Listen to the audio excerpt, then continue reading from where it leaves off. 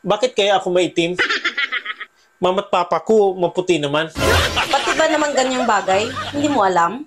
Sabihin mo na naman na nasasalisihan. At anak ako ng kapitbahay. Alam ko na yung sasagot mo. Paano hindi ka iitim? Ginawa ka ng mga magulang mo na walang ilaw. Siya nga pala, bakit nga pala ikaw maputi? Ang tatay ko kasi, pag gumawa, gusto niya nakikita lahat. Kaya kailangan may ilaw. Kaya tingnan mo ko, maputi. Ganun ba?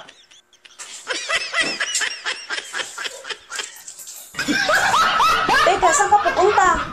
Pupuntahan ko yung best friend mo. Bakit? Ano gagawin mo doon? Uulitin lang namin yung ginawa namin kanina. Wala kasing ilaw yun eh. Baka kasi mabuntis eh. Itim yung magiging kalabasan ng anak namin.